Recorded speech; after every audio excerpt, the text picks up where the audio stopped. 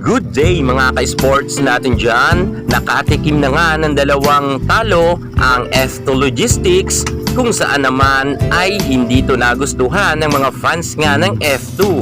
Maging ang ating coach Regine Diego ay nabash rin mga ka-sports natin dyan. Hindi nga pinaligtas ang talented coach na si Diego ng mga netizen, kahit nga mismong mga fans ng F2 Logistics ay binabati ko siya, at ang sigaw pa nga ng karamihan ay palitan daw ang coach.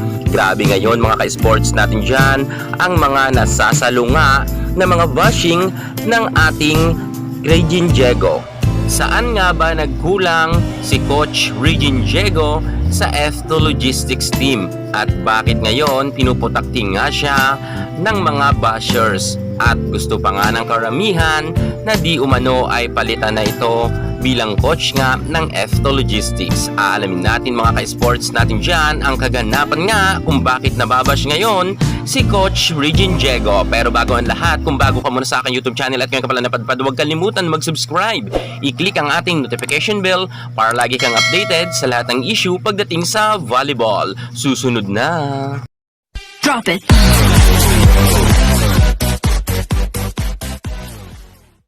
Coach Regine Diego, binabato nga ngayon ng mga pambabash ng mga netizen, kahit mismong mga fans nga ng F2 Logistics ay talagang kwene-question siya sa kanyang mga decision making sa pagko-coaching staff. Kasi nga mga ka-sports natin dyan, mukhang hindi raw masyado magaling magbalasa ngayon si Coach Regine Diego.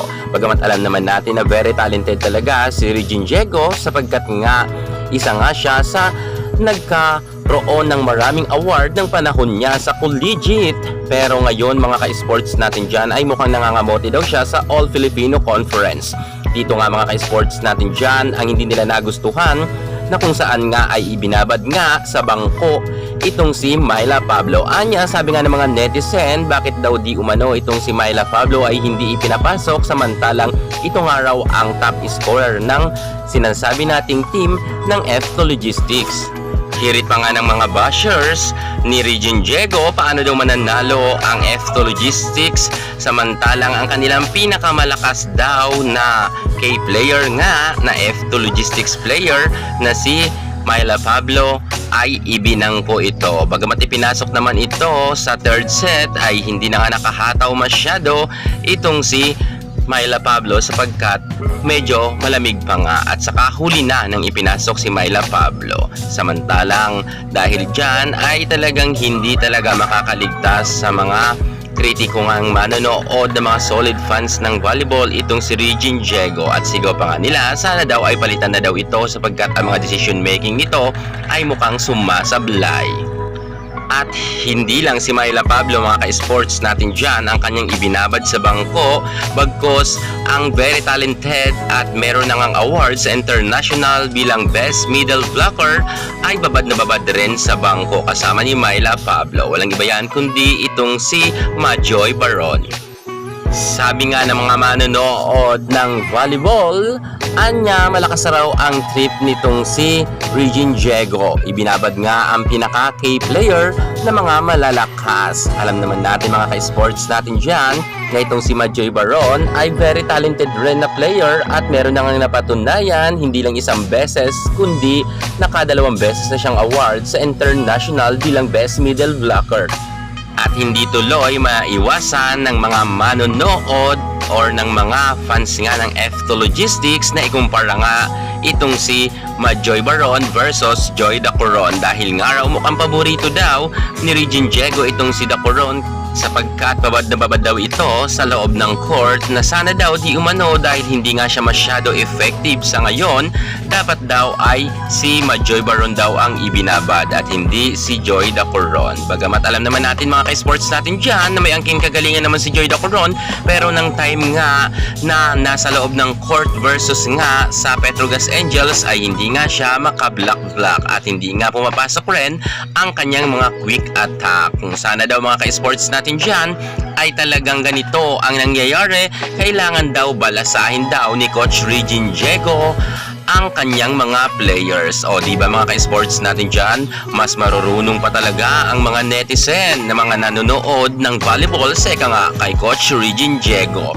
Subalit mga ka-sports natin dyan, hindi natin masisisi talaga ang mga netizen sapagkat yan ang kanilang opinion.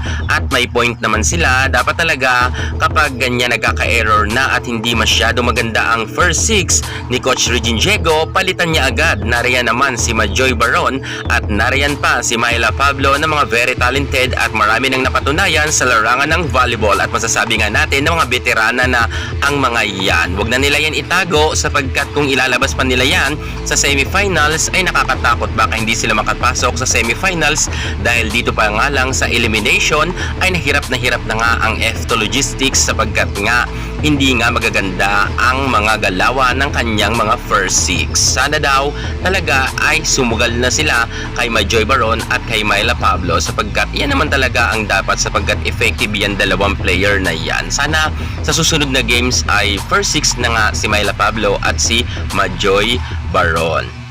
Isa pa nga mga ka-sports natin dyan, ang mga sablay daw na decision making ni Coach Regine Diego ayon sa mga netizen, ang tambalan ngang Kim Fajardo at Ara Galang. Marami kasing mga nagsasabi mga ka-sports natin dyan na mukhang humina na daw ang dalawang player na ito, pero pinipilit pa rin daw di umano ito ni Coach Regine Diego. Siguro mga ka-sports natin dyan ay binibigyan pa rin ng pagkakataon ni Regine Diego si Ara Galang sapagkat alam naman natin si Ara Galang mga ka-sports natin dyan, ang panahon niya ng collegiate time niya sa UAAP ay sobrang dami niya talagang napatunayan at halos nga ito nga si Ara Galang ang kapantay ng ating Phenom superstar Alyssa Valdez sa kanyang mga powerful spike at sa blocking digging ay talagang gumagana itong si Ara Galang at very talented to at nagkaroon na rin siya ng award na MVP.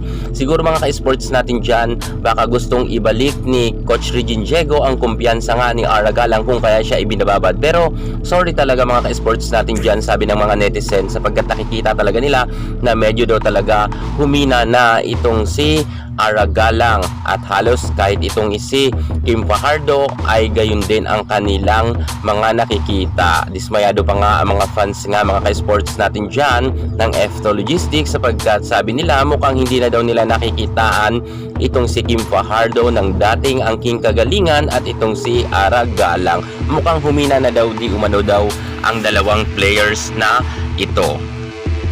Hirit pa nga ng mga netizen, so sana daw kung hindi daw effective sa first six si Kim Fajardo at itong si Ara Galang, wag na daw ipilit ni Coach Regine Diego. Pagpahingahin na muna at sa ibang games na lang sila muli ipasok at palitan agad kapag nagkaka-error. Pero kahit nagkaka-error na daw at sumasablay na si Kim Fajardo sa kanyang mga set, maging si Ara ay medyo hindi nga effective ng time na yan, sana daw ay palitan agad. Pero sa halip na palitan ay talagang itinodo pang babad ni Coach Regine Diego. Pero pinalitan niya naman itong si Kim Fajardo. Kita naman natin na inilabas niya at si Mars Alba nga ang ipinalit. Pero gayon pa din mga ka-sports natin dyan, to the Mars din ang mga set nga ni Mars Alba at hindi nga rin ito nakapagpakita ang gilas ng time na yan. Siguro masasabi talaga natin na bilog ang bola kahit sabihin natin malakas ang nasabi nating F2, mas malakas sa kanila ang Angels. At dahil nga sa mga sablay ni Coach Regine, nabash talaga siya. Anya, sabi nga ng isang netizen, binangko kasi ang mga magagaling tulad ni Myla Pablo. Halos di na pinapasok. Dami pa injured. Parang di pa nagsisikain pag pumalo ng bola. Malamya, kulang sa play. Palitan na lang yung coach. Yan ang kanyang hirit. Hirit pa ng isang kritiko ni Coach Regine Diego. Plano ni Coach Regine kay Pablo, alam ko na. Itago para malaglag na ang F2. Galing ng coaching style mo, Diego. Proud F2 fan here, pero nakakatamad manood pag wala si Pablo at Baron. Nauna kasi ang yabang mula sa coach hanggang sa mga players. Palitan ni coach yan ang solusyon. Magagaling naman ang players. Baka nasa coach na ang mali. Try ng iba. Yan naman ang sabi ni Ate Lee Basi. Maka F2 ako, pero sa pinapakita nilang laro kahapon parang nakakasad pag walang connection both Fajardo and Laksina. Palit agad ng setter. Sana may Alba naman. Pinipili talaga ni Fajardo si Ara Galang. I'm not basher sa skills ni Ara pero dalawang error pa lang niya. Sana iniba na ni Fajardo ang timpla. Sayang effort ni Jules kung puro si Fajardo Galang. Yan ang kanyang sabi. Patunay yan mga ka-sports natin dyan na mismo nga ang mga fans nga ng F2 ay dismayado nga sa mga decision making nga ng coach.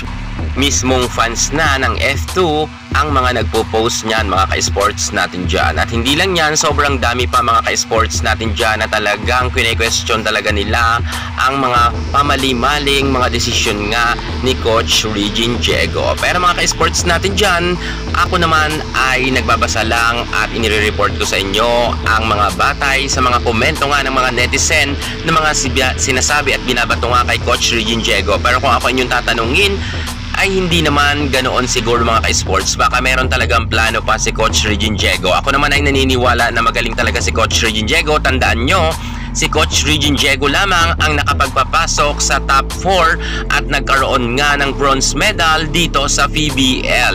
Alam naman natin na marami nang humawak sa coach ng F2 pero dito nga sa PBL si Coach Regine lamang po at ang mapalad na coach na nakasungkit nga ng bronze medal sa kauna-unahan pagkakataon sa karera nga sa PBL ng F2 Logistics. Sa tingin nyo mga ka-sports natin dyan, papalag pa ba ang F2 Logistics at makakapasok ba sila sa top 4? At anong masasabi nyo kay Coach Regine Diego?